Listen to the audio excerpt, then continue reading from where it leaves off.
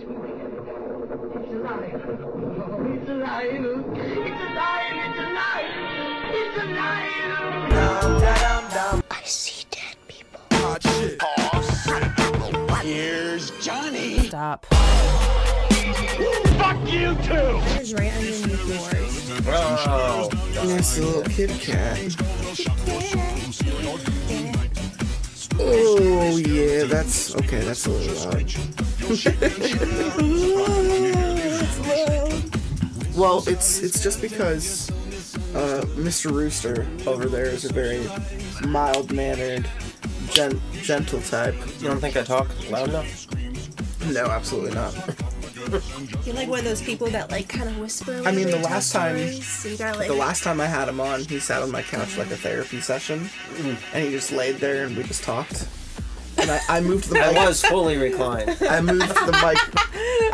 I moved the mic at an angle. At an angle to be closest to his face. I was maybe too relaxed. Well, that was just an episode where I said, hey, come over and just talk movies with me. And we didn't read any stories, we just talked about movies. Which we've done a couple times. I don't want to do that this time, because we're working our way up to episode 200 right now, and this is episode 187. Ooh, that's so close. 187.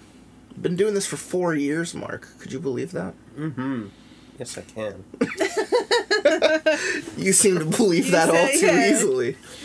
So, we're going to start this one off introducing our two guests here. Surprise guest, Alley Cat, stopping in to watch some Graduation Day, and Mark Rooster over here.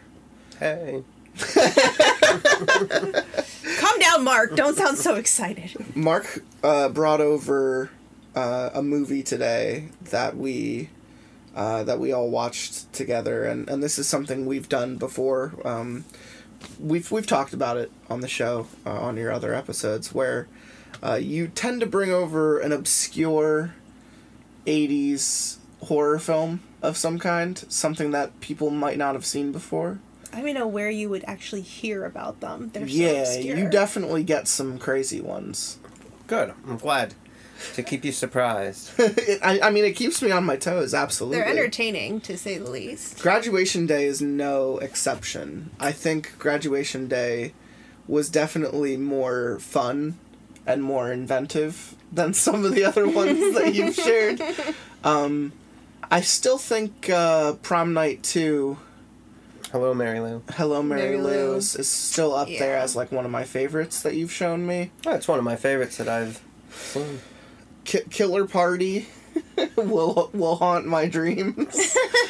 And what's the other one that you were talking about earlier? Let's see. What, Scream for I Help. think? Scream for Help? Yep. God. Yeah, another good one. Yeah. Is there any other that I've forgotten about completely?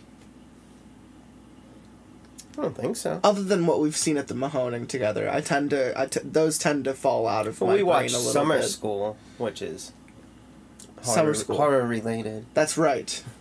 Yeah, horror adjacent.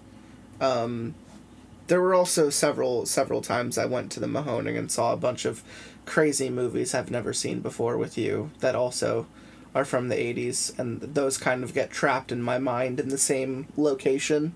It's like, did that happen at a drive-in, or did that happen like stoned in my basement? Night of the Creeps. You hadn't Right. seen that before. Night of the Demons, Night of the Creeps, the night of was Yeah. was a pretty good night. So today we watched Graduation Day. Alley Cat, any thoughts on Graduation Day? I was disappointed because we actually didn't see anyone graduate.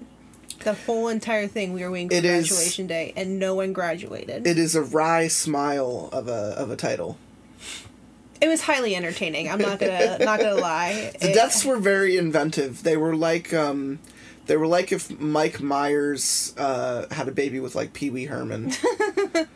Great music. Let's just say that there's a good 5 to 10 minute just one playing song. Oh, you mean the gangster rock? The gangster rock, yeah. And that had a fun scene where everyone is having a fun skate away time in front of the band, and then a couple of wild kids decide to go and fornicate in the woods, but not fast enough because then someone comes and then just all of this is done to kill. the gangster rock. Yeah.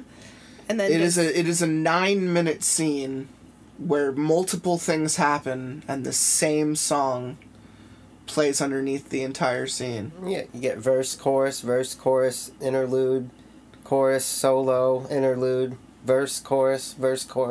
Right. Done. Right, yeah, as simple as that. Typical Done. radio Simple as rock that. song. Yeah, it sounds like sounds like I'm listening to that band. Which is the one that does Tom Sawyer? I don't know that. What's the band that does Tom Sawyer? Shit. Fuck, it's the one from I Love You band that they both love so much. Oh, Rush? Rush. Oh, okay.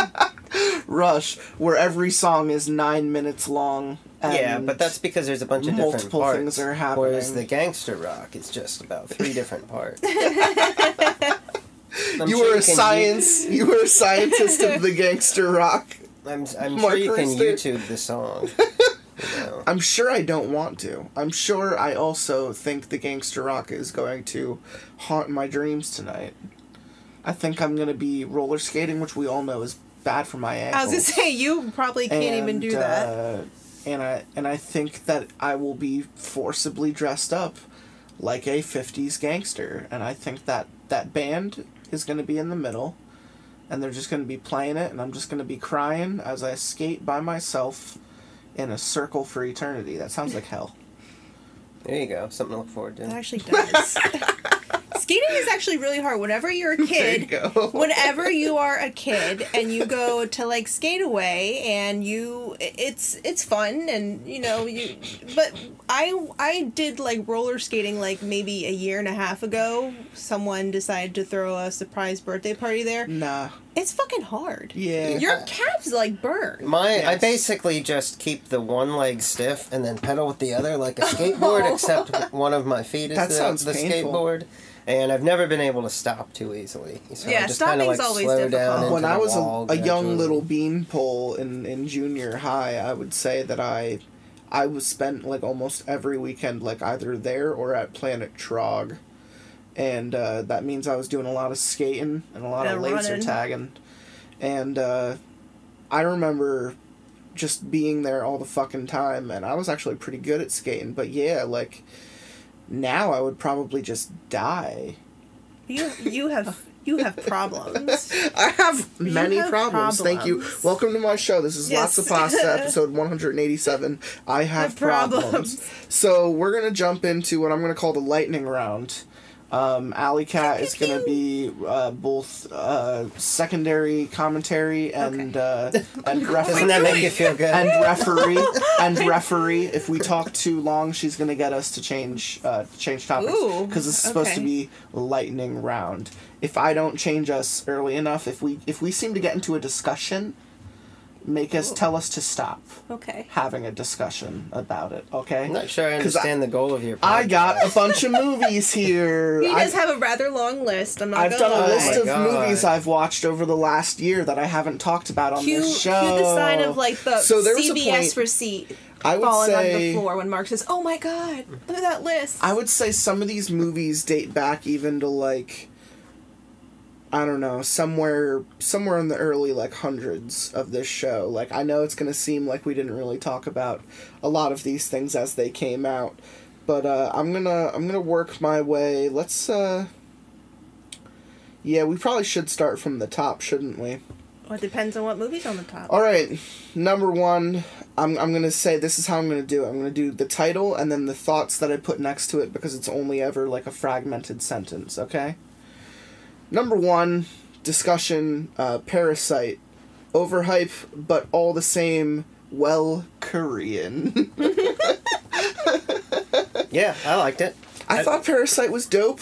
I know that I've talked to Alley Cat in depth Yeah. about Parasite before. I actually think I enjoyed it. after you saw it in theater, I think you actually called me to talk about it. You're like, have you seen Parasite? I think And then I think we talked for like an hour about it. probably you're usually the first person Because I had like to seen talk it- to about these types of things. I had seen it at the Arts Quest on like a random Thursday night, and the theater was maybe half full, And I went there with Harold Heavy Hands, who just was bored that day. And I said, you want to go see this movie? Everyone's talking about this fucking movie. Let's go see this movie. And I remember going in, and then when it got to the twist, I was like, oh, that was done in like 2 other movies. And then I left. The twist of someone being and living inside the house and no one noticing has absolutely happened in worse movies before, but it's never been done in a movie this good. And I think that's what surprises people, is that you have a rather critical of socioeconomic, things such as population and class in society and all of these other arguments going on, but ultimately the twist is that a guy's been living in the house and this family is too ignorant to realize it. And like, I don't know, that was done in like 2 other horror movies. But there's like more going on than that. Yeah. It's not as though that's the only plot development. But it is the twist. Yeah. Like, There's a lot. It's a 2-hour movie. Yeah, there's a lot There's a more. lot. Yeah. There's a lot more. Yeah. But I'm also saying that. I'm agreeing with you. I'm just saying, like, other than like Jacob's Ladder, who did the like he was dead the whole time thing before Sixth Sense, like, it's tough to kind of make that argument. I was a little pulled out of the movie when the twist was guy living in house. And then I had to kind of fall back on the critical sense of being like, but this movie is still well done. Do you think it was well enough to win the Best Picture at the Oscars? I don't think anything else that they showed was actually very good, so... That's true, I can't really remember. Can you even remember what else was, like, Pretty Women? Or Little Women? Oh, yeah, Little Women yeah. was Little fucking... Women was very good, and The Irishman, of course. I'm sure it was. I just don't give a shit. Lightning round. All right. This conversation's getting old. This one I actually liked. I liked this one a lot, and I have seen it 3 times since it came out. Dr. Sleep. Yeah, I like that a lot, was a too. good one. Really great adaptation with edits. I went and I saw that with Frowns, and we both thoroughly enjoyed it. And then when I had the time to watch it with, I think, Terry the Tickler and Harold Heavy Hands, we watched the director's cut, which I liked even more. It added another, 20 minutes of, dream sequences and fun little shots of the girl. I actually preferred the theatrical cut. You preferred the theatrical Yeah. cut? Even though there was more in the director's cut, I like the pacing better of the theatrical cut. It's already a long movie. It is a long movie. And the pacing is definitely better in the theatrical cut. I thought definitely the most horrific scene out of that whole movie is when, spoiler alert, they eat that little boy, and the boy is absolutely terrifying. Yeah. You can only The imagine. kid from Before I Wake gets fucking eaten in a baseball field. Yeah. And it's horrifying. It's not very, like a couple of nipples. sad. You literally watch them consume this little boy, and he does not stop screaming, and it is very horrifying. Yeah, that was a tough scene. But the acting is great. Cinematography is great. That guy did Hill House and Oculus and Mike Flanagan. Gerald's Game. Yeah. Oh, Flanagan. And I would say that Dr. Sleep was a hit for me. And I would say Bly Manor fucking sucks. I am going to go back to Parasite really quickly because I finally found the list of You the other found it. movies that were nominated. So yes, we got Parasite, which was the winner, obviously. Little Women. 1917, good war movie. I'd say not as good as Saving Private Ryan, but still. Ford versus Ferrari. Joker. I liked Ford vs. Ferrari a lot. It was a really good movie. I heard good things about it. I just haven't.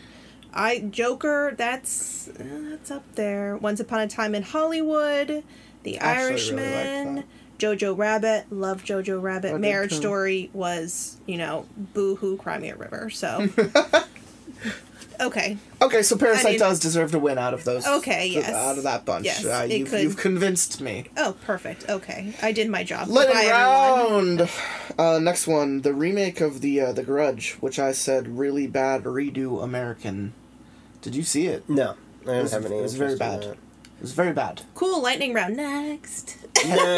Cannot even Now you're doing begin. it. Yeah. Cannot even begin to say how bad the American Grudge film was. The remake that they did this last year. It was, Just leave it to the Japanese. for real though. I saw. This was right after. This is right after I discovered. The same guys who like backed Mandy have like backed a bunch of other films for Shudder, and their studio, which I forget the name of. That's the Elijah Wood. Elijah and Wood, those right. Other guys. Oh. They did a film called Daniel Isn't Real, Yeah. which was this kind of like visually psychological like exploration. A kid kind of has like a mental break and creates like a alternate personality. You know, you're wondering the entire time if he has like some type of disorder, some type of disease, or like what happened to him to make him do this. And I'm gonna level with you. It's really not all that great.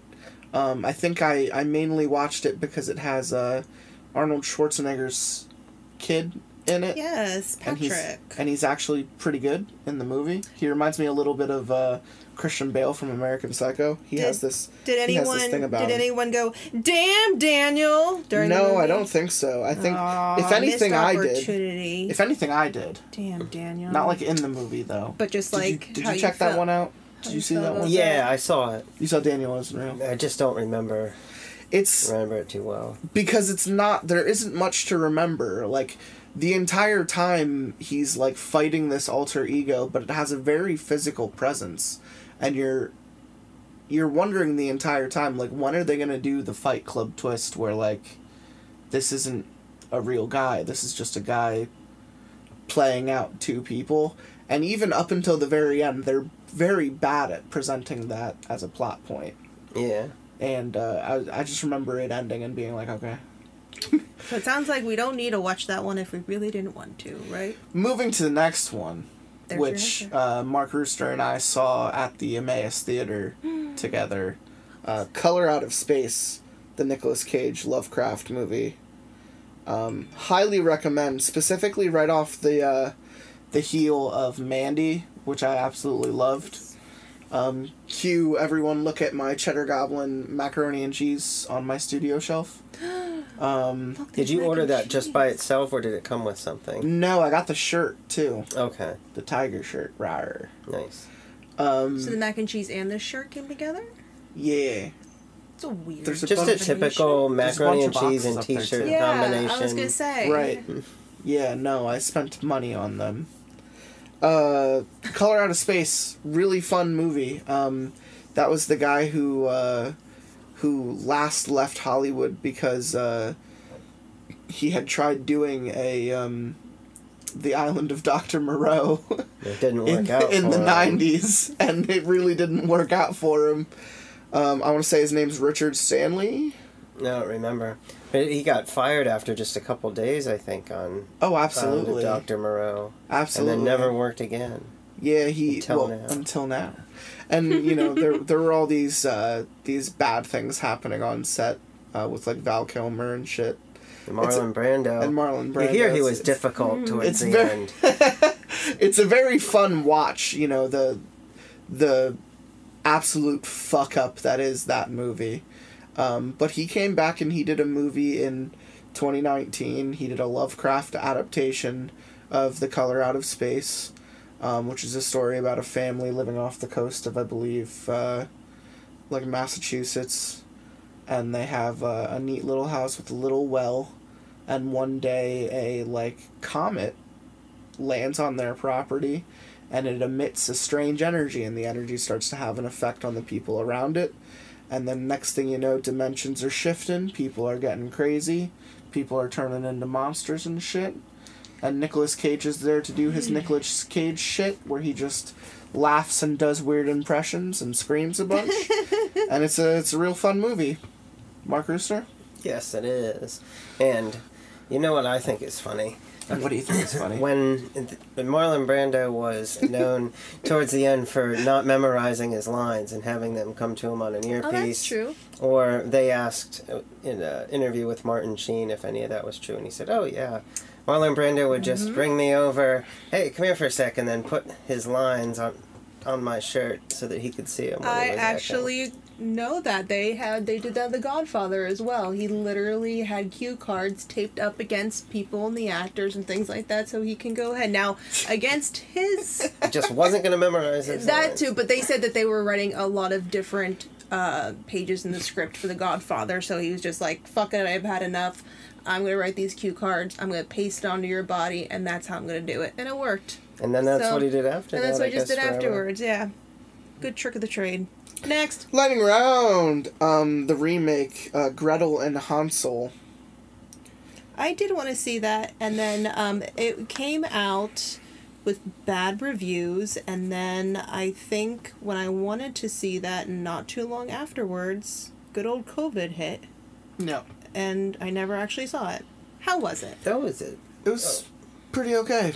Was it the same person who did The Witch? No. No? No. For some reason I thought It was they a were the cool same. looking movie, and it had a really cool mushroom eating sequence. Yes, it did. Yes, it did. The kids get lost and they're hungry, so That they was just eat one of something. 2 horror movies I went to earlier this year in the winter and fell asleep during. And so then I rented them later when they were available for home, because I didn't think either of them was that great. It was that one and The Lodge. And in both cases, I was like, not that impressed with the movie, but also felt as though maybe I didn't give it a fair enough watch.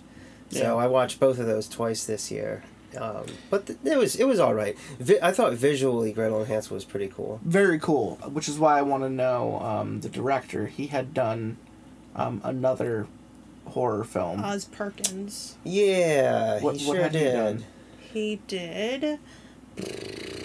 Legally Blonde? Really? He did Legally Blonde. Oh, the new Twilight Zone. He did an episode of that. Removal. I thought he had done he's- another horror movie before he did Well, Gretel and that's Hansel. so he's doing. That's an actor. So he was an actor, writer. Let's see. He wrote a Twilight Zone episode. I Am the Pretty Thing That Lives in the House. Okay, I saw that movie. The Girl in the Photographs. The Black Coat's Daughter. Oh yeah, Black the Black Coat's Daughter. That was probably the one that you were thinking That's of. the one I Okay, was yes. thinking of. Yeah, he did. I direct thought that. of an artsy-fartsy, spooky flick that came out a couple of years prior, and that's absolutely what it was. Because the guy who did Witch went on to do Lighthouse, which I believe is on my list. Lightning Round. After Midnight. After Midnight. It's a Henry Zabrowski feature. Monster allegory for a relationship. I remember, where did I watch this one? This one might have been, online. I believe it went to Shudder, though. This guy, After Midnight, have you seen it? Oh no, I don't think so. It's pretty good. It doesn't take itself too seriously, which I think is fun. And, just when you think, like, the twist was some, just, like, metaphor, it, like, actually throws the monster at you, which is pretty fun. It's the idea that, like, this guy starts fighting with his fiance, like, right before they're supposed to get married, and she just leaves.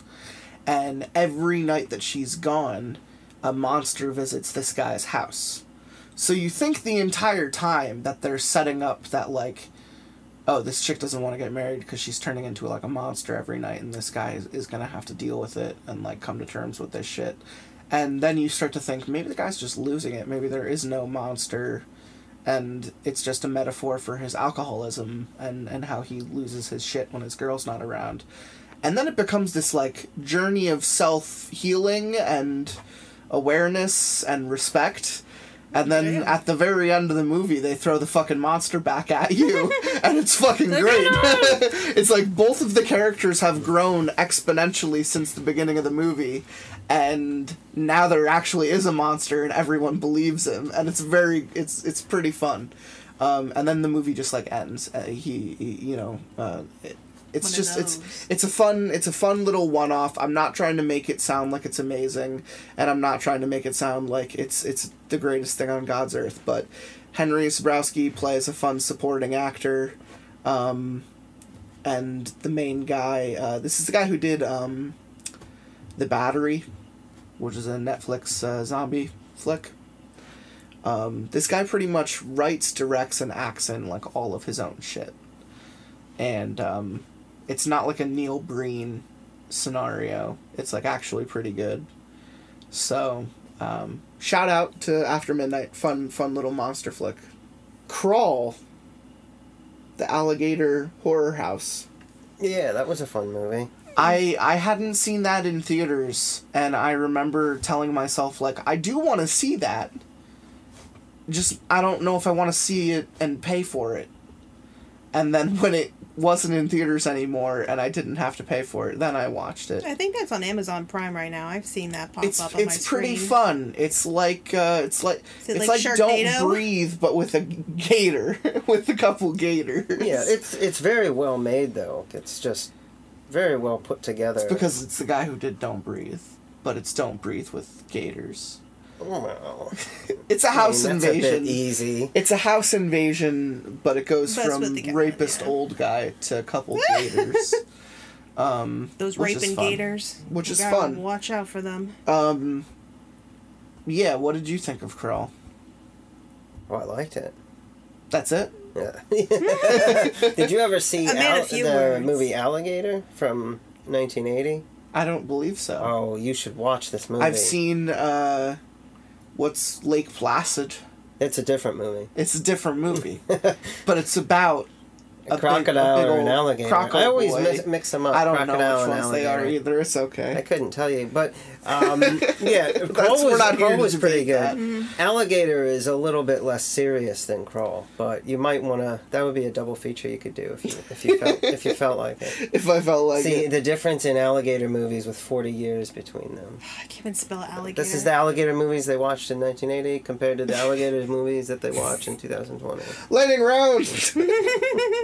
Snatchers. I don't think I know that. So one. this one was funny to me because I read the description and I said there's no way this could be a coherent film. I wrote down pregnant alien jizz horror. So it's about a high school chick who gets knocked up and pretty much becomes pregnant overnight.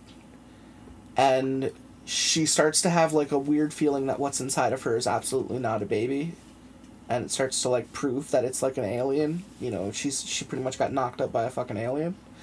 And it turns out that it wasn't an alien, it's just her boyfriend went on a trip to like Mexico and fucked around with like an ancient artifact in like a ruin and came back all contaminated, and when he made the splooge inside the high school girl, she basically became the house for a interspecies alien baby. Sounds that like another comes- STD guy. Watch And out what's there, funny folks. about it is it stays inside of her, and only during certain scenes does it fly out of her hoo-ha to kill people in the room and then fly back into her hoo-ha. Oh, so it does. She can't. It's even- parasitic in nature. She Okay. can't necessarily She's not give birthing birth it. to it. And what I year think is this halfway from? through. That sucks. Oh, like last year. It was like a 2019 film, and it's a comedy. Don't get me wrong. It's not done in any serious way. Sounds very serious. It's very silly, and the gore is hilarious. I'm gonna rent this. I'm gonna be watching it with somebody and be like, I'm sorry it's so serious. He said it was gonna be funny. And here it is, this sad, serious movie. I feel like it's a film that you like have kids Snatchers. watch, like in sex ed class. Snatchers is no, be it's like, definitely "Don't telling you have to sex." promote abstinence. You have an alien in your belly. You never get a relic from one of these ancient sites in the beginning of a horror movie, and it proves to be a good idea. What's funny is it's the movie doesn't even start that way. The movie develops that plot as it goes on. She's like, how did me having sex with my boyfriend inject me with an alien? And he's like, well, I went to Mexico and I touched this amulet and I got real hard. So, I came back and I thought we should bone. And, it's done in that type of way. He doesn't fuck the amulet, does he? So they didn't have probably a budget the amulet to makes him hard, so he goes home to bone his girlfriend. Anyway, Snatchers, fun flick. Hopping over to Netflix, Don't Fuck with Cats, a documentary about catching a serial killer. Punxsutawney Trill has voiced his opinion on this show several times, claiming that this series is fucking stupid and that the people behind it should be blamed for escalating this serial killer's actions. I disagree almost emphatically because they did more help than they did harm. I agree. This guy was going to do whatever he was going to do, and I've argued this in person off air with Punks. This guy was going to do whatever he was going to do, whether he had an audience or not. There's a natural escalation to how a serial killer operates, and this guy was exhibiting it's fucking nuts. All of the fucking functions of a serial killer, and he just did not pull the trigger. And did they kill him? Did they kill the serial killer? No, he's in jail. I think they caught him, and he's definitely caught. In jail, Yeah, he's in jail. This is basically it started. A guy uploaded a video killing cats on YouTube. And everyone got super mad, and this group basically came together and said, we're going to find out where this guy lives, we're going to get him arrested. He's on Facebook, as far as, this group of people, it wasn't It's the early 2000s, you and your neighbor. It's the birth of YouTube, this isn't when YouTube was big. But you just don't post that shit online, and it made so many people angry that it got a lot of attention.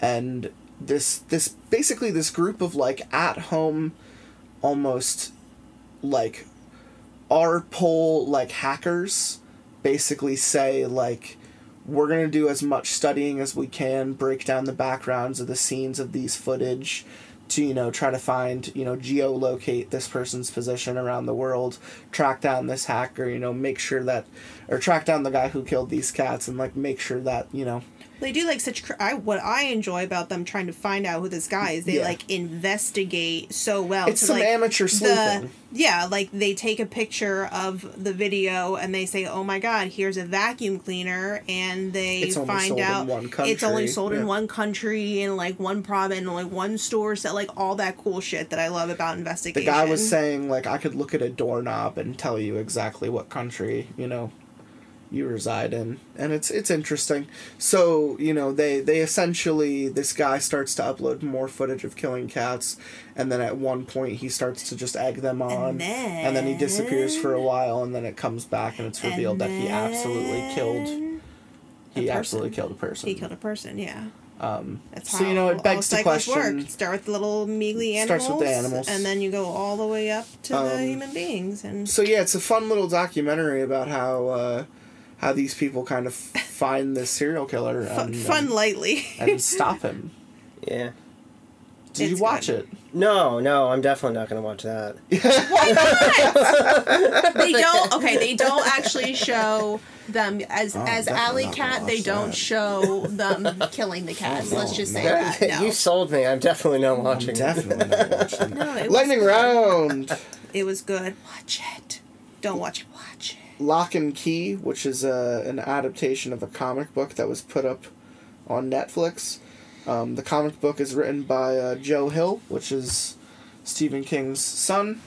It's very horrifying in nature, and the show absolutely neuters that horrifying element. Yeah. It made it super family-friendly, almost CW in nature, where everything is not serious or dark and kind of funny and stupid. The books are great. I kind of just wanted to give a shout out to the graphic novel series, which is actually horrifying. It's very Lovecraftian in nature. That's kids tapping into dark magic, and sometimes they accidentally get people killed because they don't realize what type of magic they're tapping into. It's like a very, very dark version of series of unfortunate events. Yeah, I'd say that's a good in the middle between that and it's their dad Sabrina is dead. They're trying to find out Adventures. how the dad died. Yeah, very Sabrina-esque. Yeah, I'd say that. They're trying to find out how their dad died. It's 3 kids. Their mom's an alcoholic. Their dad's dead. They're trying to find out what mysterious circumstances the dad died from, and it draws back to his past, and it shows that he was messing around with dark magic and shit. Mark Rooster, had you watched Lock and Key? Yes, I liked it. Oh, you liked Lock and Key? Yeah, I never read the book, but I thought the show was pretty enjoyable. You should pick up the books, my friends. They're pretty fucking good. Which one's better, the book or the show? The book, Leaps and Bounds. Age-old question. Leaps and Bounds, the book is better because it's actually creepy. You know, the girl in the well is actually terrifying in the book. In the movie or in the show, she's kind of just a babe. Like all the time. Fun twists, fun writing. They definitely adapt some of the best like twists in the first novel, but I think the series is like 7 novels long, so it's hard to see how long they're gonna go with the Netflix series, because Netflix tends to like cancel things like after 2 seasons. You laughed at this one earlier when you saw my list. Girl on the Third Floor, and I wrote CM Punk wife fucker. Did you see Girl on the Third Floor? I did. What did you think? I thought it was wretched. I was laughing quite a lot. I thought it was just very bad. About halfway through the movie, they just stopped caring about what movie they're trying to make. I thought 5 minutes in, it was falling apart. I liked when he was walking around the empty house and the ambiance was very still, and you know he's like working on a section of the house over here, and then something happens on the other side, and then you see like a shadow pass by the doorway. Like, they do all the stereotypical stuff to set up that this house is haunted. And for the first like 20 minutes, like, I'm kind of into it, because the guy's alone, he's sleeping on like a mattress on the floor in this dilapidated fucking house, and you know, he's trying to spruce it up, and all his neighbors are acting weird. Like, they really set it up. And then he just proceeds to ghost fuck for like the next 40 minutes of the film, to the point where he starts to hallucinate all the people who have ghost fucked in this house, and she kills each of them and kind of fuses them with the house, and so they can never escape.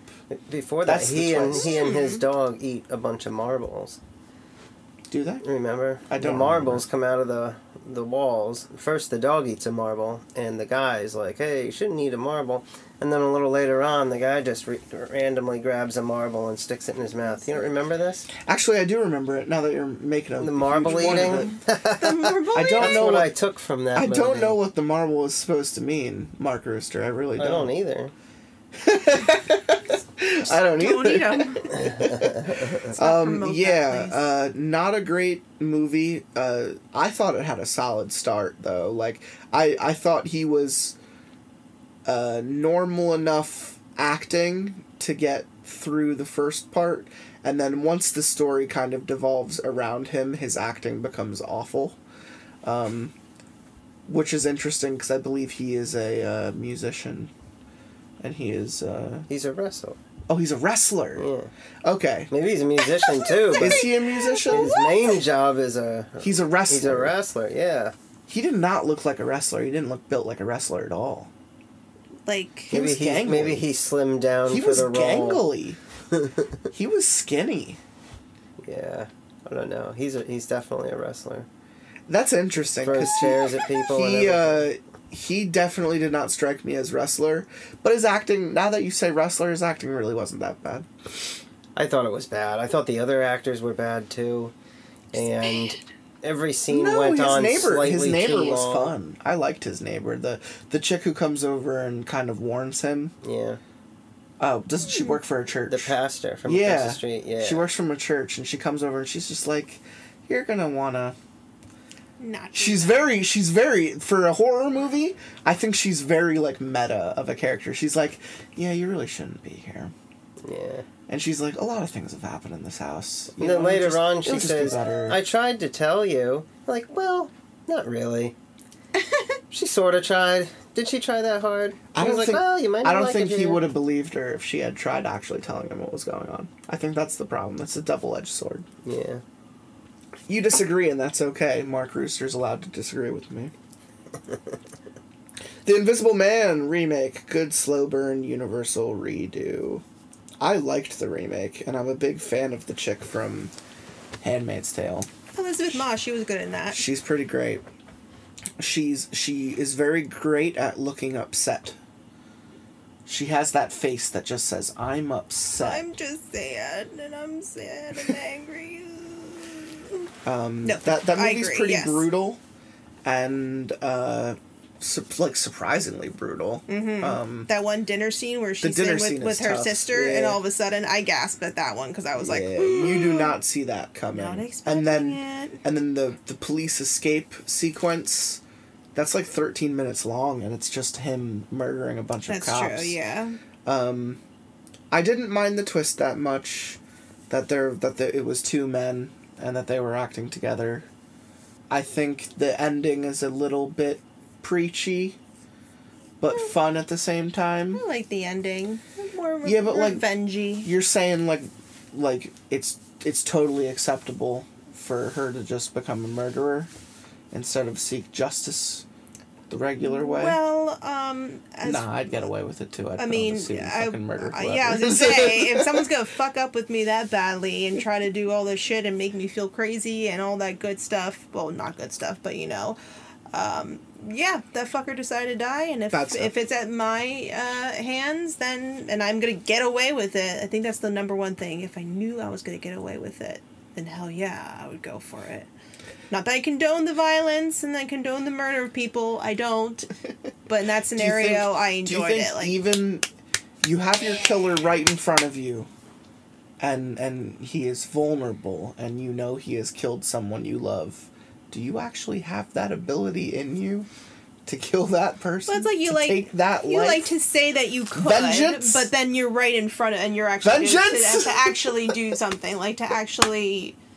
Like, I had trouble trying to cut a pig in science class, like... Oh, no, I can't do that shit. Mark Rooster, how'd you feel about Invisible Man? I liked it. That was about the last major movie that I saw probably before the theaters closed. Did I see that in theaters? Didn't that come out in February? Or I believe it there? did, somewhere around there. Hey, I actually that could do be the think best I saw it picture in winner. theaters. It could be the next best picture winner. Is it like, there's someone for support that. the Tony Awards, there's one guy who's nominated, he's the only person nominated for a lead actor, but there is a chance that he could actually lose because there's a certain percentage of votes that he needs. You think people just won't vote for him? And people won't vote with him. But that could be a scenario for the Oscars this year. It could be the only best picture. Who knows? Lightning round. Guns Akimbo. I just hate the name. Guns Akimbo. Yeah, I hate that name. I wrote Harry Potter, Guns, Hands, Hammy. Daniel Radcliffe wakes up one morning with pistols surgically attached to his hands. Yes. And he's told by a cult to go around and kill certain targets, or else they're gonna make his hands explode. And which would succinctly kill him. You think with a story like that, the movie would actually be fun, but it's really not. It's kind of a stupid, boring little movie. It's very predictable. The effects aren't that great, and Daniel Radcliffe is not good enough of an actor to carry an entire film like that. Oh, he's very good. I like him a lot. I like him a Rooster. lot, but not in that type of movie. In that type of movie, you need like a Ryan Reynolds type. You need someone a bit more witty. No, you're losing me. You're saying less Daniel Radcliffe and more Ryan Reynolds? I'm saying you need someone less everyman kind of like shruggy. You know who could have done really well? Actually, now that I think about it, Charlie Day. Oh, that was Charlie Day could have done wonderful in that film. Yes. Could you imagine Charlie waking up with pistols attached to his hands? That'd be like a bad episode of It's Always Sunny in Philadelphia. Yeah. That could have been great. Hollywood, call me. Guns Akimbo 2, starring Charlie Day. Anyway. Underwater, Kristen Stewart, Cthulhu, epic. I remember Mark and I talked about this one for a little bit. It's alright. I was a big fan of Underwater. I watched it downstairs twice, and I said, fuck, why didn't I see this movie in theaters? And I think it's like right when shit was hitting the fan, which is why I did not go see it in theaters. I do like an underwater horror movie. I think it was phenomenal. I honestly do. I thought it was like... Is it like... It feels like what Prometheus should have been. That's what I was going to say. Because Prometheus is awful. Two scary Prometheus areas. is terrible. Definitely space. Space is so vast. Underwater. And same with underwater. Those are like the two landmarks. Or I guess not landmarks, So what's areas. great about underwater is that the entire time you're like, oh, it's just some, like, weird monsters and shit, right? And then, like, it gets to the end and it's like, no, it's legitimately Cthulhu. Like, it's legitimately a squid-headed, giant-winged, nether realm fucking beast at the bottom of the ocean. And, like, the studio came out in commentary with the directors and said, oh yeah, we just decided to make it Cthulhu. Like, there were so many times where we wanted it to be like a giant squid, we wanted it to be like a giant monster, we wanted it to be a giant squid monster, and we just said, why are we beating around the bush so much? Let's just actually make it Cthulhu without like actually saying that it's a Cthulhu movie. It's like watching a sci-fi movie and then realizing that Cthulhu is the main bad guy. It's fucking awesome. I like almost cheered when I saw maybe him. I should give it another chance. He looked so beautiful. It was a very beautiful looking creature design for Cthulhu. He had like a split jaw and everything, big old tentacles. Had people living in his skin. That's fun. Ew. Lightning round. The Hunt. Pseudo-political satire Republicans. The Hunt. The Hunt was like a touch too much for me. In like political satire territory. Like people are literally hunting each other, right? I was never able to like actually buy into it. Yeah, Democrats are hunting Republicans in like an open battle royale field. Yeah, because I remember there being like the one chick whispers from like, Glow. how could they do that? Yeah, people were upset they delayed it. Yeah, like they delayed it due to the mass shootings, and then COVID hit and just that destroyed everything essentially. I didn't think the movie was all that good. Actually, that was the last movie I saw in the theater before all that happened. There were a bunch of horror movies that got released in the winter. I did not see The Hunt in theater. I almost refused to. Something about its like tongue-in-cheek nature makes the movie very hard to watch because it's so aware of itself.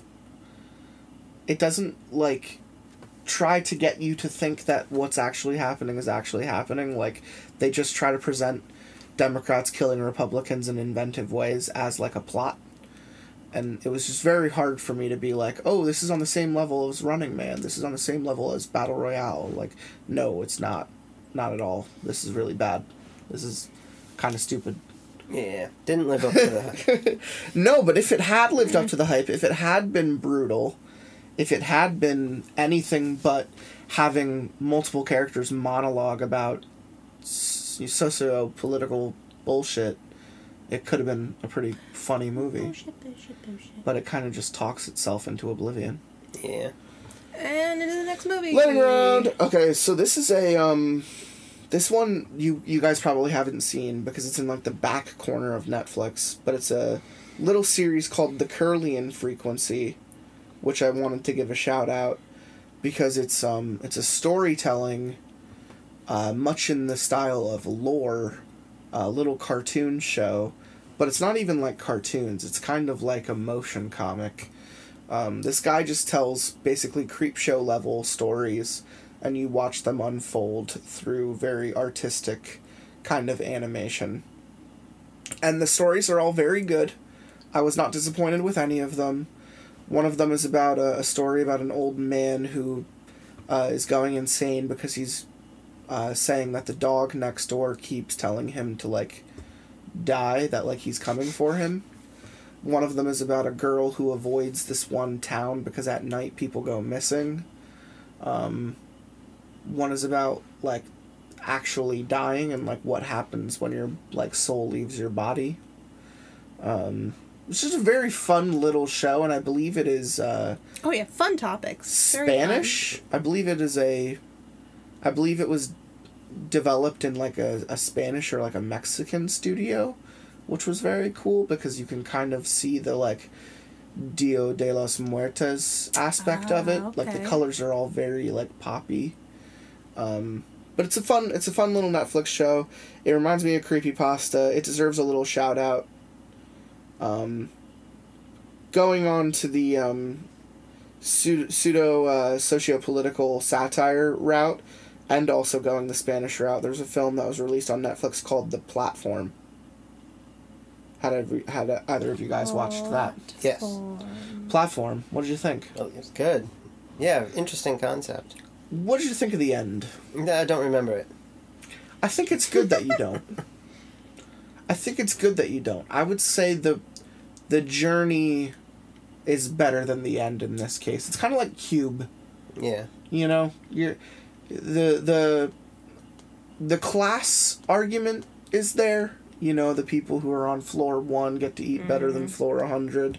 You know, much like in Cube, where it's like the mentally retarded is getting helped by someone who's in, like, customer service, but then the cop is, like, laying down the smackdown on everyone in the group. Like, there's, like, a class argument there. But in Platform, they kind of take the class argument and beat you the fuck over the head with it repeatedly as a plot point. And then it just kind of becomes a rabbit hole deconstruction on how society just loves to throw their problems into a hole and assume that the hole is going to take care of it. Which I think is probably the most meaningful thing that the movie says, is that the government doesn't actually care about you at all. Which is fun! Have you seen this one? I have not. I haven't even heard of it. Platform. Add that to your list. It's a fun watch. Is it on Netflix, you said? Yes. It is on Netflix. Okay. It is a Spanish... I don't know if it's horror. Oh, yeah, I do see Would you call it horror? Yeah. Yeah. You would call it horror. Okay. It's quick, too. It's like 85 It is pretty minutes, quick. maybe. It's a fun little flick. I watched a documentary called Cropsy, which is about the abductions in Staten Island. In Staten Island, ever since, I believe, the 60s, kids have just gone missing. All the people in the area would just blame it on a boogeyman who was living in the nearby woods, because Staten Island was home to one of the biggest mental institutions that was defunded and then completely abandoned back in the 60s. So the government just let these people squat in their own filth for multiple years, and no one took care of them.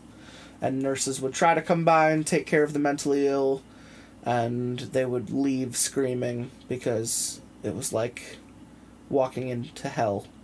You know, just imagine a mental health facility that just no one took care of anyone.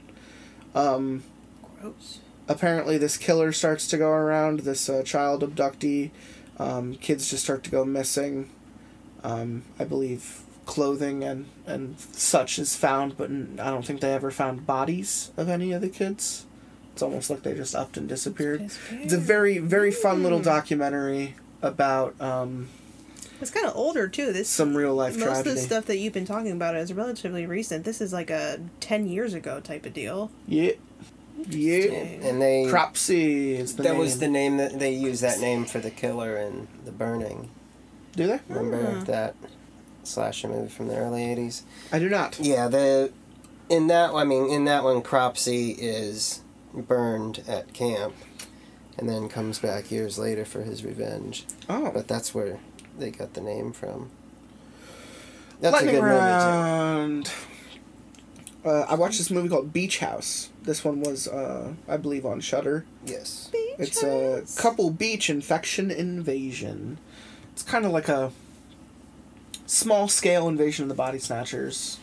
I thought it was cool. I remember liking it up into, like, the third act, where I thought it should just end. Agreed. But it was the type of slow burn where you're constantly wondering what's going to go wrong first. Because things kind of start to dovetail, but then all the characters decide to just stick together. And then you're like, okay, so, like, what's going to go wrong first? I liked all the beach imagery. I think the fleshy sacks that kind of wave upon the shore after the first night of the infection, I thought that was some pretty fun imagery, just seeing all of those, like, jellyfish-like people just chilling on the beach. So it's just like a disease that, like, I believe it's a spore or a was- fungus. I believe the ocean cracks open some type of disease that mutates with oxygen and spreads to the coastal shores around the world and infects the plant life. And at some point, it starts to actually invade your lungs and kind of turn you all dead and plant-like and shit. Mm-hmm. I thought it was fun. Interesting. Those characters are so fucked. And, like, they don't know it, which is... Yeah, gonna die. That's always fun. That's always fun for me to watch, kind of characters that don't know how fucked they are. Do you agree? Yeah.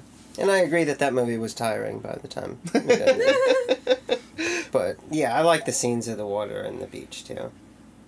This one came out recently, and I remember when I read the title for it, I was like, I gotta watch that, like, right now. VFW. Yeah, I've heard good things about that. I haven't seen it. It feels like an 80s flick. Honestly, it really does. It feels... Oh, the poster looks 80s, my god. It feels like an 80s flick. It has a really fun cast of old men. Old farts. And the idea is that some psychopunks that are addled up on drugs get one of them killed and one of them robs everyone. And to get away, she holds up in an old war vet like club, you know, like a bar and pool club. Mm-hmm. And the old men there have been through war and shit. So when they see this young girl come in asking for help, they want to stand up and fight, and they're a bunch of old badasses. So when these psychopunks come calling with their crazy drugs and weapons, kind of like out of like Warriors or something, these old fucks just turn around. Like Stephen Lang is there, and he just fucking like rips someone's throat out. You know, like it's just it's just crazy, and it's ultra violent, and it's very like one-liner based. You got the master of Cobra Kai in there. Mm-hmm. He plays the main character. Is the guy from Cheers is there? The one guy, George Bunton. I believe the guy who plays Windows from The Thing is in it. Oh yes. But it's a fun little movie. It's a quick watch. It was over before I like even knew it. And it's not one-sided at all. They are old, and the movie makes a point to show you that they're fucking old. But, you know, they're still, like, they still have their war, you know, training, so they're able to stand at least some type of fight against this army of meth heads.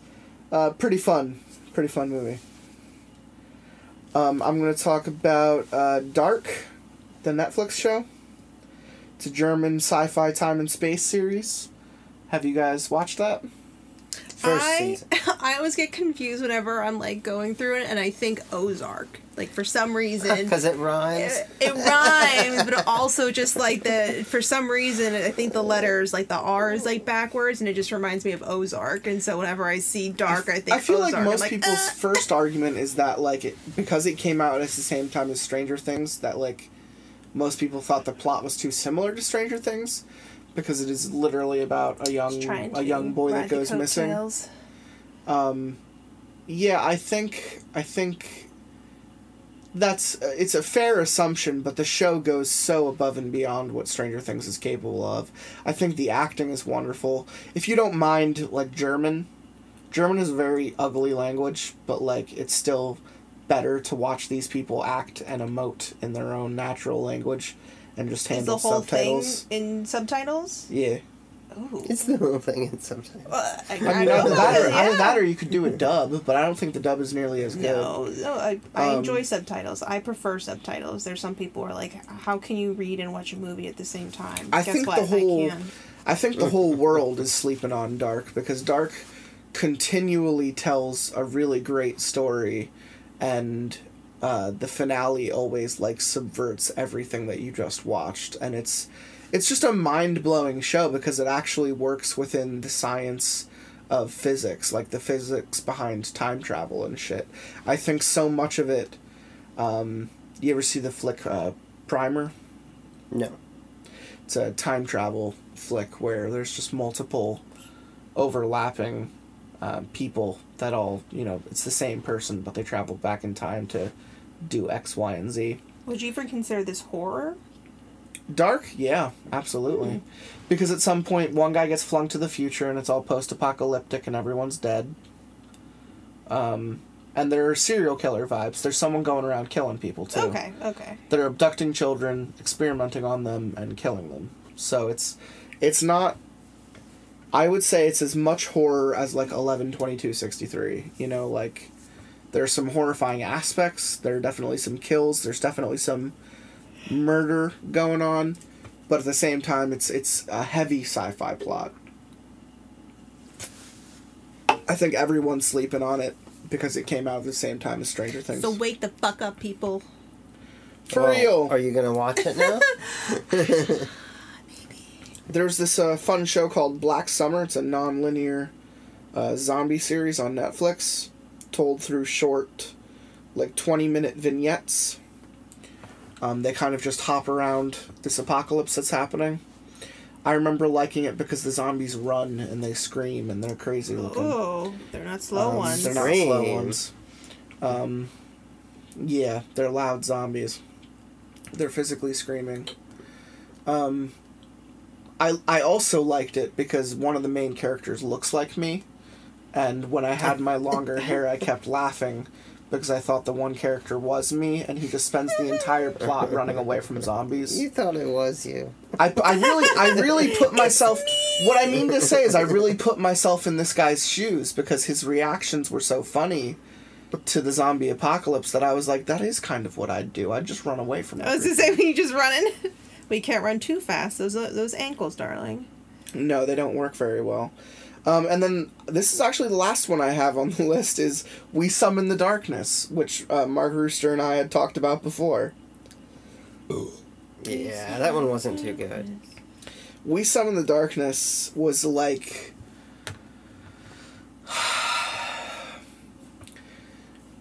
It was like funny games, but bad.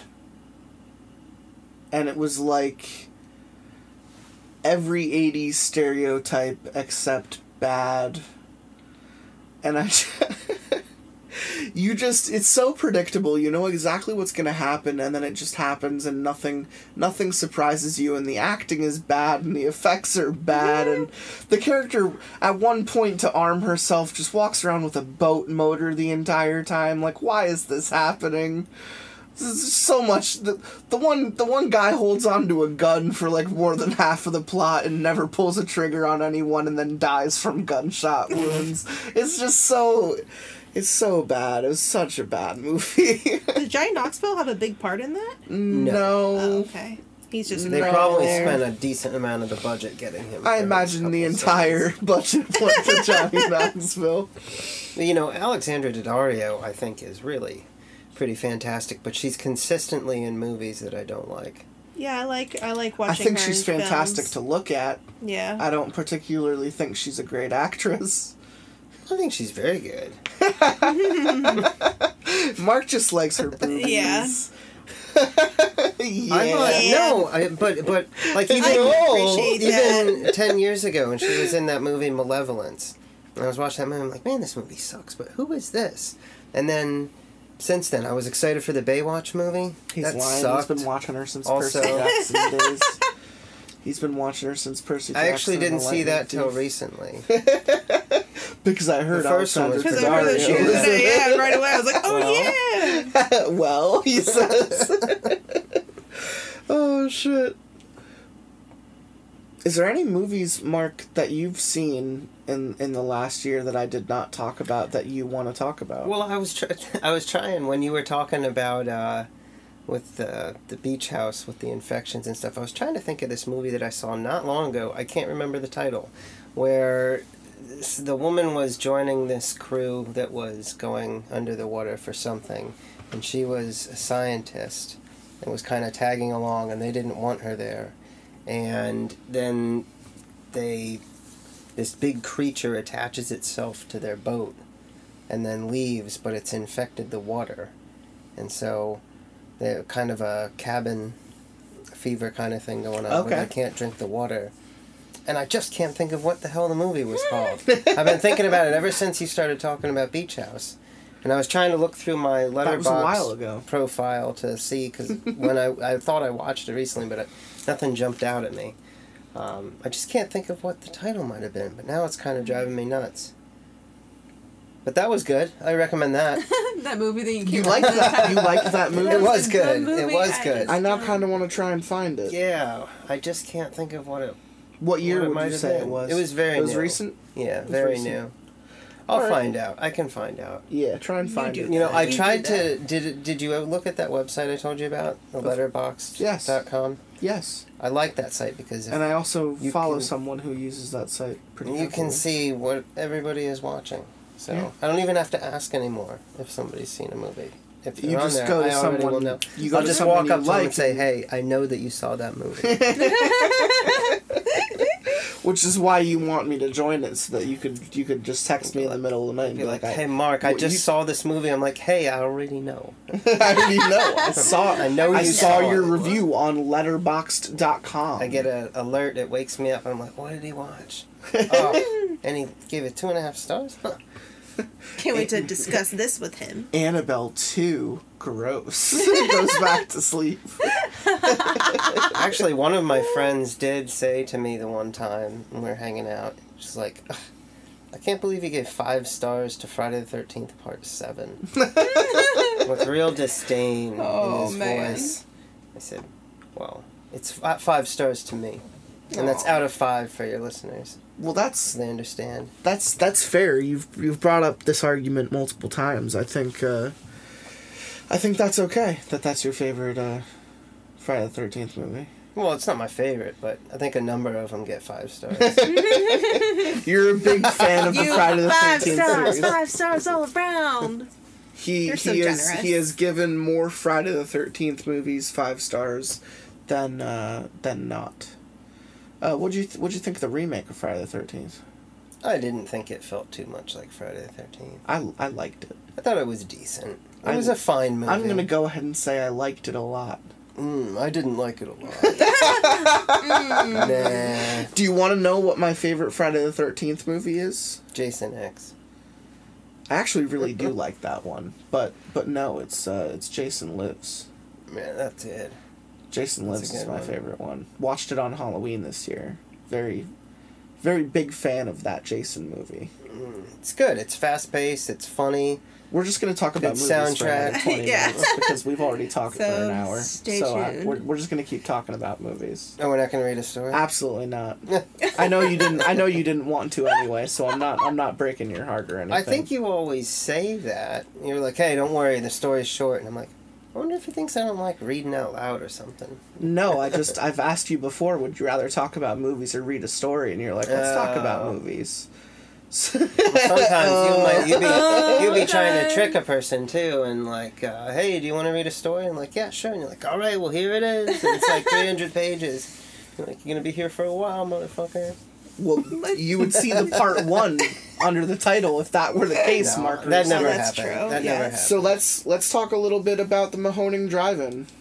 Ooh, that's a fun We got to place. give the love to the Mahoning Drive-In. It saved my summer, I think, because I would have been trapped inside a lot more. I think I definitely paid more than like $100 in Mahoning Drive-In ticket sales for a good cause too. You're not like pouring in money to these huge theaters, and it's a little itty bitty drive-in movie. It's a special place in the Lehigh Valley. The only theater in the country that still plays 35mm. So that is some beautiful. At least did he say the only drive-in theater? Yes. Yeah. Yes. Yeah, so they were... Because when I went to Mad Max, the stuff that played before the Mad Max screening, the guys were like, "Oi, out here in Australia, we got like 5 movie theaters that still do 35mm. I want to come to America and see your 35mm. G'day, mate." And then he locked Then they off. hopped around with their kangaroos, And the boomerangs. Yeah, I went to the Mahoning so many fucking times. I'm looking at my wall right now where I have my... We last went to the Texas Chainsaw Massacre screening on a Tuesday. We also went and saw The Thing, which was Thing from Another World into John Carpenter's The Thing. And then I also went and saw Evil Dead, and I got to meet Bruce Campbell. Woo, Bruce. Which was very fun. I said, "Oh, hey, Bruce." And he said, "How you doing? I love your shirt." I said, "Thanks. It's my Hawaiian shirt with all the flowers." And he was like, "What kind of pose you feeling?" And I was like, "Well, I'm gonna like look at you with my glasses down." And he's like, "All right, I can work with that." And then he was like, he did with his big old chin. Chin grabbing pose. He did his chin grabbing pose. He's a good guy. He's a very funny guy.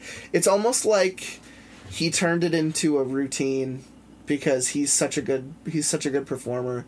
He like got up there and did like a 40-minute like fucking stand-up act just about working with Sam Raimi and his time doing these movies and doing like Spider-Man and stuff. Like he has such a wonderful career and a wonderful personality. He's been in so many fun things. The stories that man has. Did Savini do anything at the Halloween shows? No. Savini didn't talk or anything? No. Just wave. He was just there? He was just there. They was he like serving popcorn? He had nothing to do with the movies that they played, at least the night that I was there. But the night that I skipped, he was supposed to, he was the headliner for those two films. Yeah, well, I don't know. They just had him signing stuff in the concession area. And you didn't even say hi to Mr. Savini? No.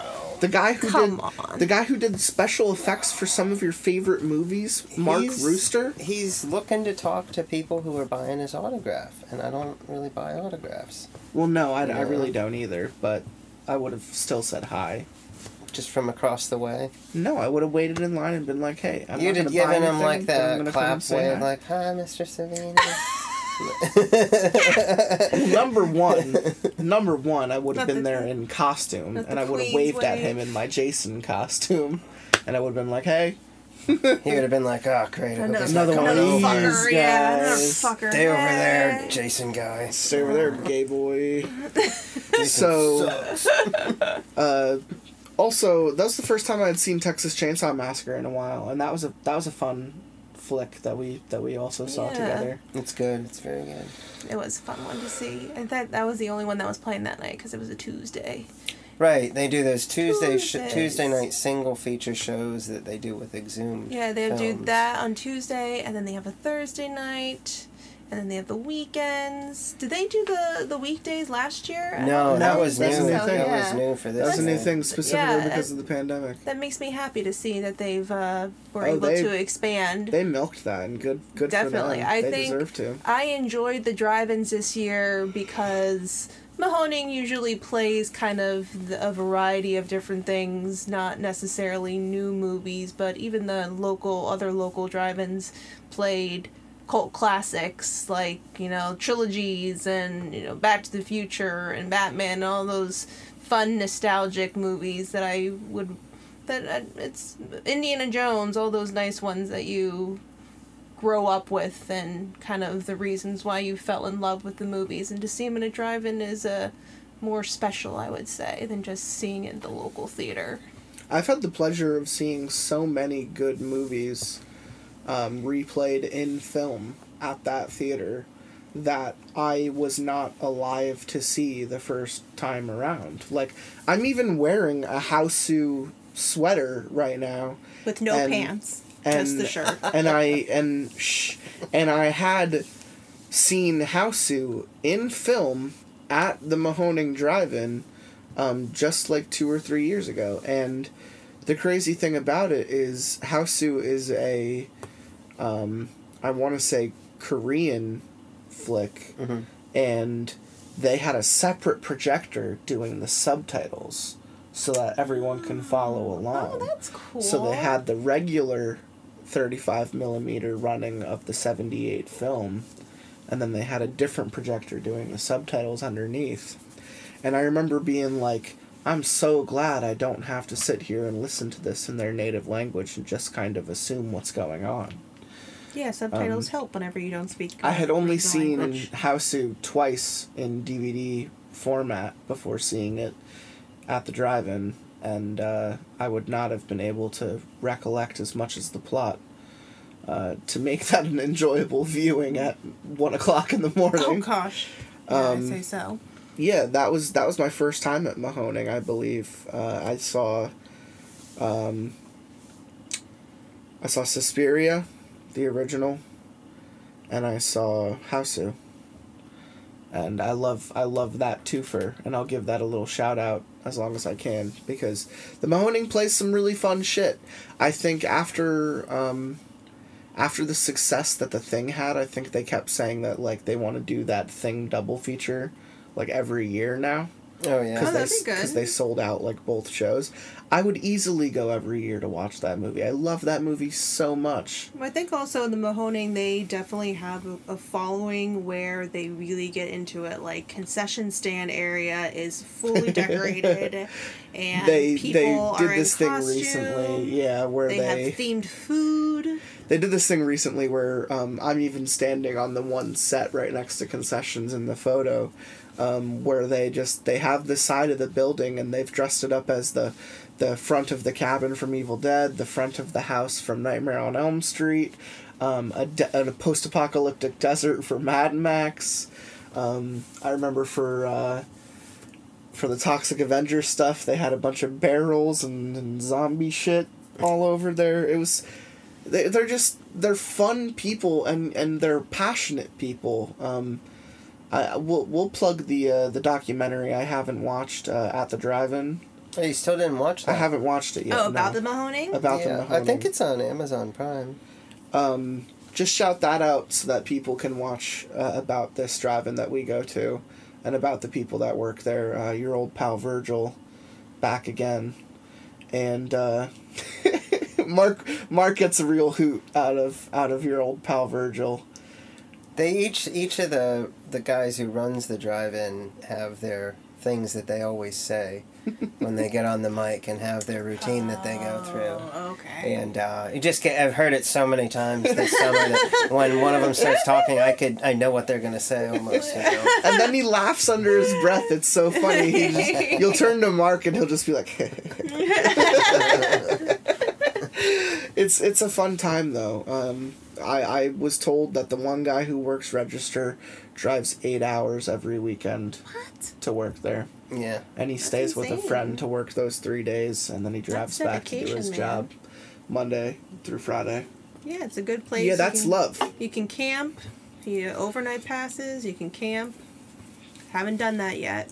No, I haven't done that yet. Don't think I would do that though. I love myself a drive-in, but sleeping there Oh, on the I love outside. camping. I would do slept it. there when drinking, I would but I pitch a didn't. tent. I didn't, have a tent or an RV. I wasn't out partying all night. It was like I crashed out drunk during the last movie. If I could get like a car or two of guys, I would absolutely do the whole tent and the battery and stuff. I would absolutely stay there overnight. I just think living so close, I don't really have. Sure, a need, you don't really I don't have really have to. a need Yeah. to. Do they? I've never seen like them actually say there's like a time where you can actually leave. Like I was curious about that. Like, okay, you have the pass where you can stay overnight, but it's like once dawn comes, you better get out of here. No, or- they allow people to stay on site till like noon or something like that. Okay. Yeah, They even offer to stay over on their Tuesday night shows, that's cool. That's which nice. is kind of crazy. I mean, Yeah, that's a little bit longer. I mean, I think it's usually- literally just because some people drive multiple fucking hours to be Yeah. there. Like, Yeah. Mosley was there on a fucking Tuesday.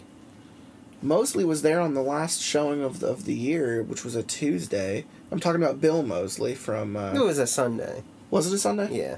So, from Texas Chainsaw Massacre, was it 2? And House of a Thousand Corpses? Devil's Rejects? Yeah.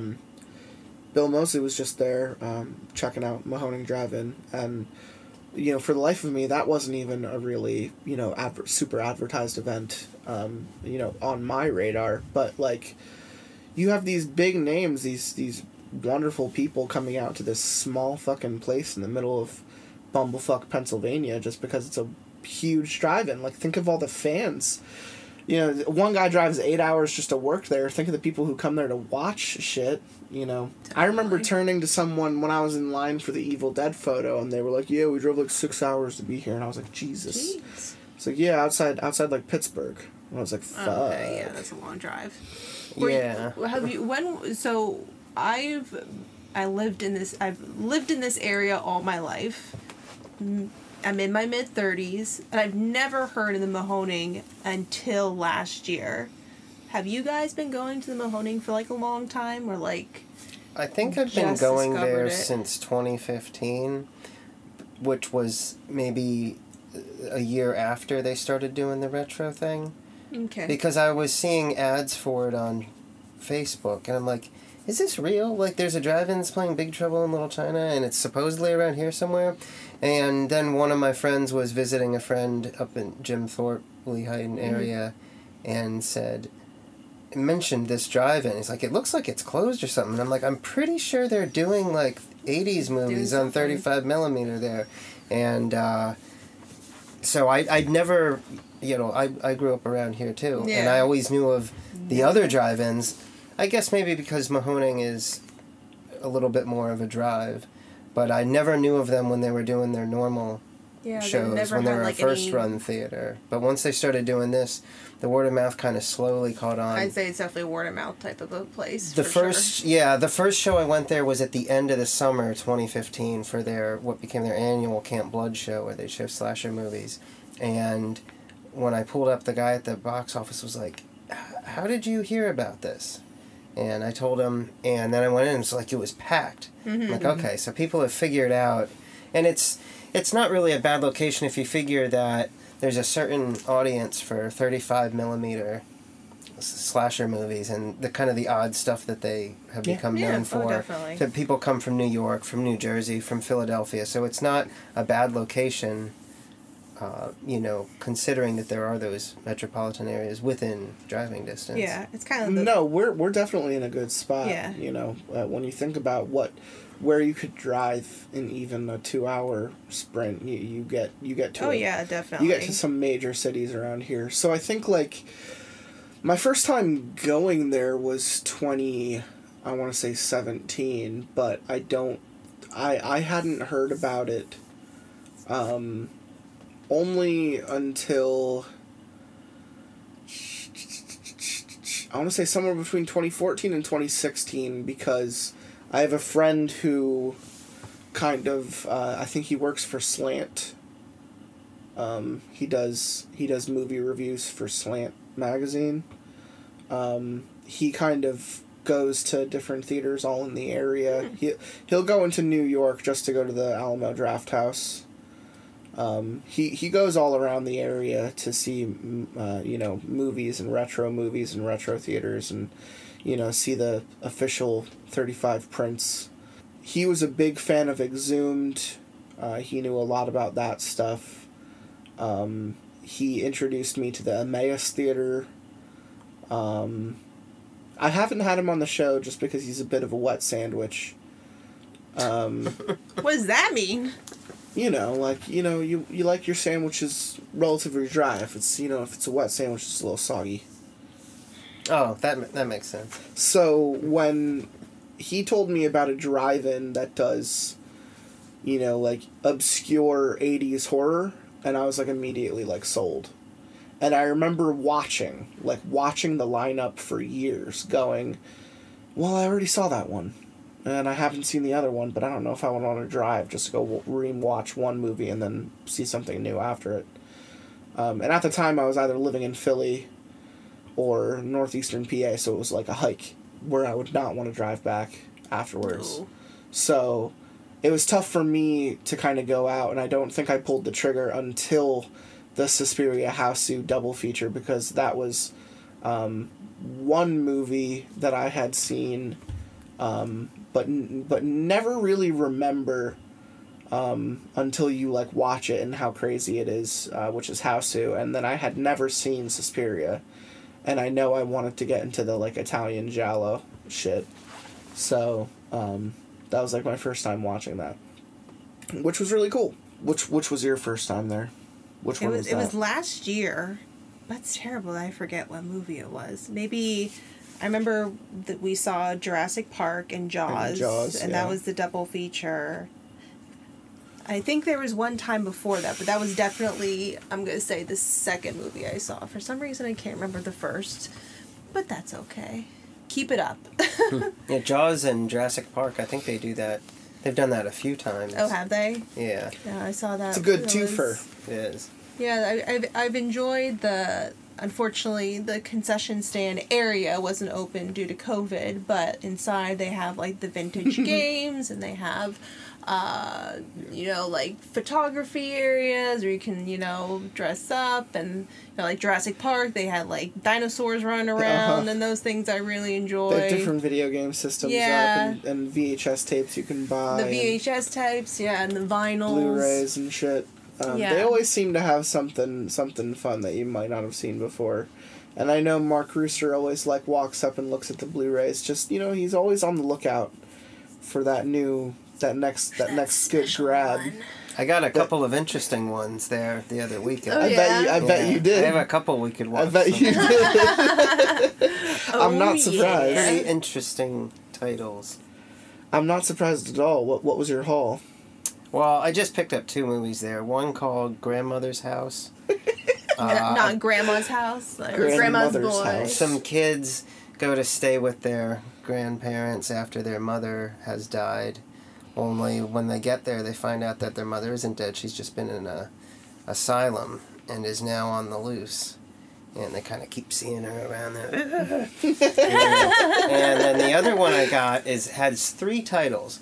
So I got these from the Vinegar Syndrome table. Okay. And same people who did the graduation day that we just watched. Yeah, they distribute a lot of good stuff on home video.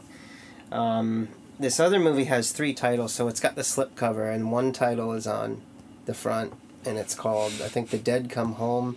And then you turn around, it's got the other title, House on Tombstone Hill. Then you open it, you take off the slipcover, and it's got the third title, how it was actually released. And it's just one movie. It's just one movie. What was the actual title? I can't. Dead Dude's Party or something like that.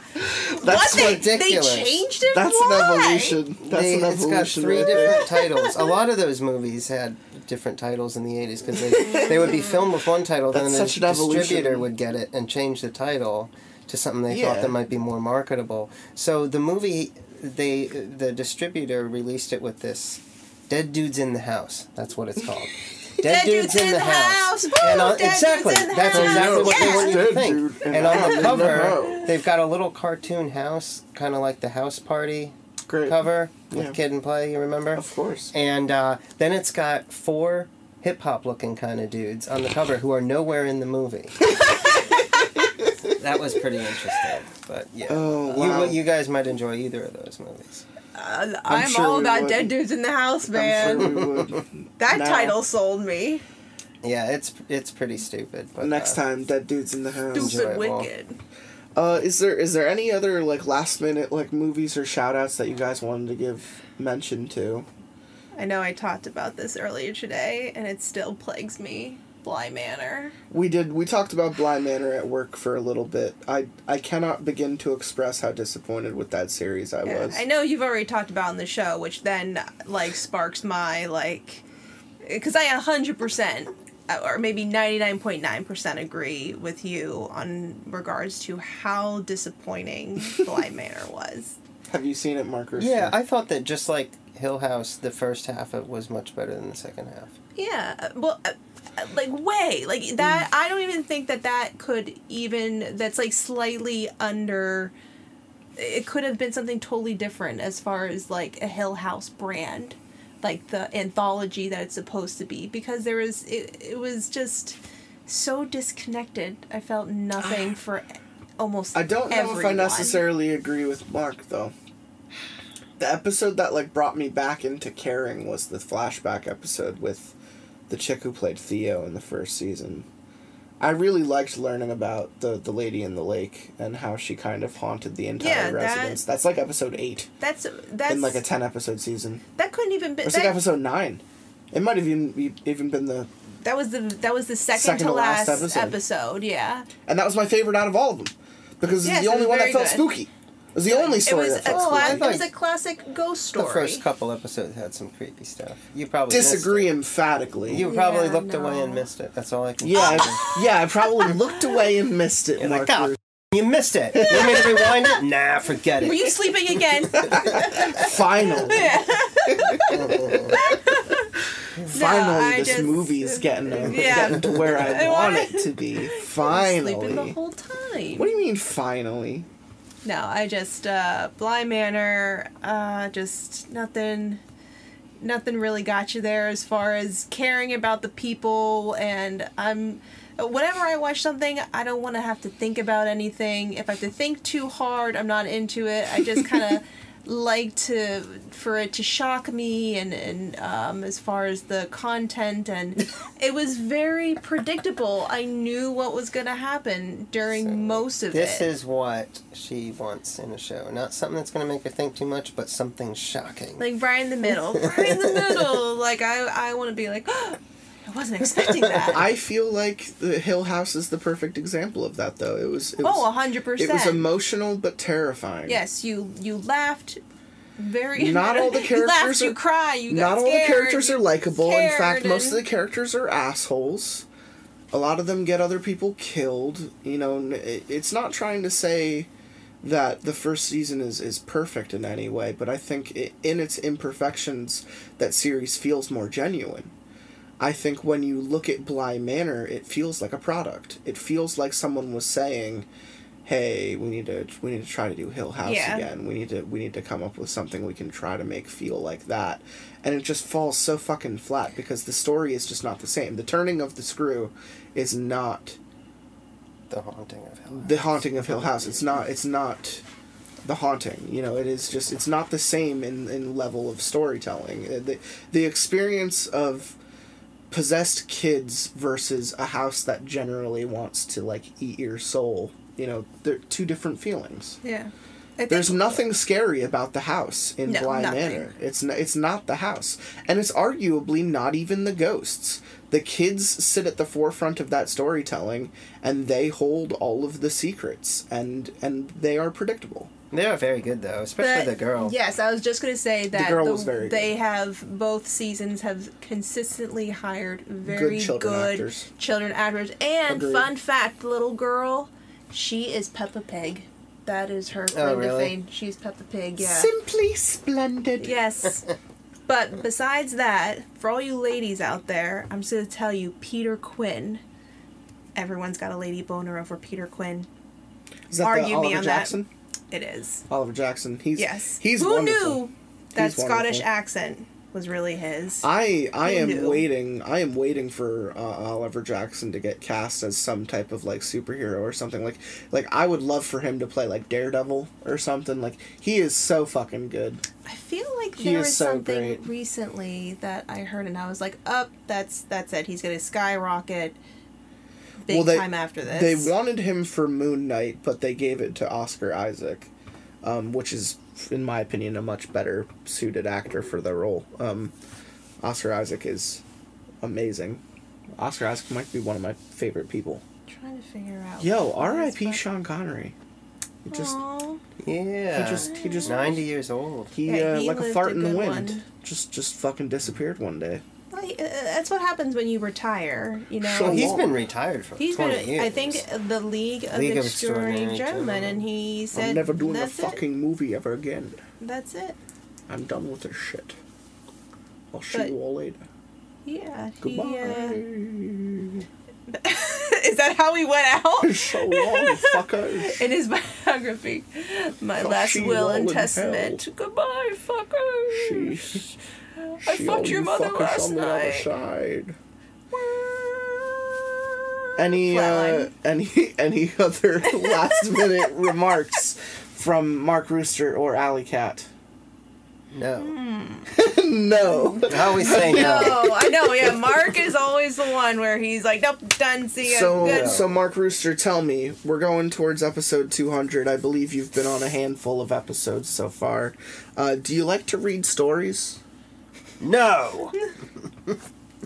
And that's, There we go. Yes, I do. That's yes, the I end. like. You're No, gonna bring- don't no. lie. Don't lie to him. That's I the think end. you only have me That's read the end of the stories episode on right one there. You episode. saying no. That's what I'm gonna end No. on.